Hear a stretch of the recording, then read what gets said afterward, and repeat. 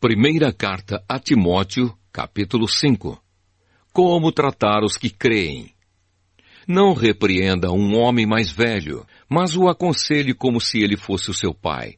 Trate os homens mais jovens como irmãos, as mulheres idosas como mães, e as mulheres jovens como irmãs, com toda a pureza. Cuide das viúvas que não tenham ninguém para ajudá-las. Mas, se alguma viúva tem filhos ou netos, são eles que devem primeiro aprender a cumprir os seus deveres religiosos, cuidando da sua própria família. Assim eles pagarão o que receberam dos seus pais e avós, pois Deus gosta disso. A verdadeira viúva, aquela que não tem ninguém para cuidar dela, põe a sua esperança em Deus e ora, de dia e de noite, pedindo a ajuda dele. Porém, a viúva que se entrega ao prazer está morta em vida. Timóteo, mande que as viúvas façam o que eu aconselho, para que ninguém possa culpá-las de nada. Porém, aquele que não cuida dos seus parentes, especialmente dos da sua própria família, negou a fé, e é pior do que os que não creem.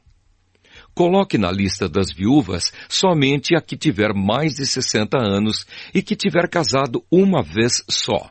Ela deve ser conhecida como uma mulher que sempre praticou boas ações, criou bem os filhos, hospedou pessoas na sua casa, prestou serviços humildes aos que pertencem ao povo de Deus, ajudou os necessitados, enfim, fez todo tipo de coisas boas. Mas não ponha na lista as viúvas mais jovens, porque quando os seus desejos fazem com que queiram casar de novo, elas abandonam a Cristo. E assim, elas se tornam culpadas de quebrar a primeira promessa que fizeram a Ele. Além disso, elas se acostumam a não fazer nada e a andar de casa em casa. E pior ainda, aprendem a ser mexeriqueiras, metendo-se em tudo e falando coisas que não devem. Por isso, eu quero que as viúvas mais novas casem, tenham filhos e cuidem da sua casa, para que os nossos inimigos não tenham motivos para falar mal de nós. Pois algumas viúvas já se desviaram e seguiram Satanás.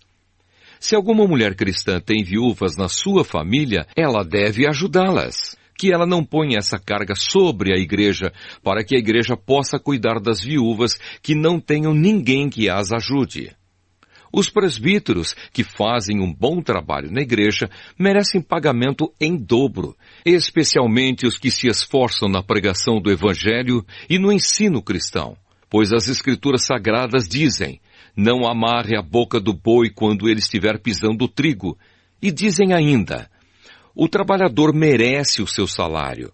Não aceite nenhuma acusação contra qualquer presbítero, a não ser que ela seja feita por 2 testemunhas pelo menos.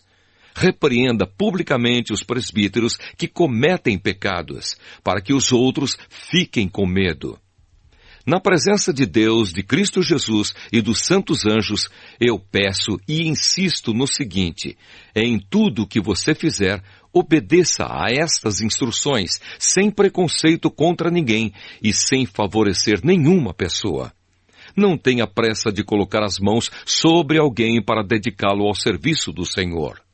Não tome parte nos pecados dos outros. Conserve-se puro. Já que muitas vezes você tem ficado doente do estômago, não beba somente água, mas beba também um pouco de vinho.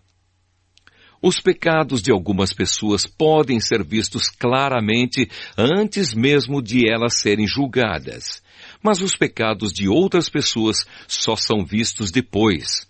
Assim também as boas ações são vistas claramente e mesmo aquelas que são difíceis de ver não poderão ficar escondidas para sempre.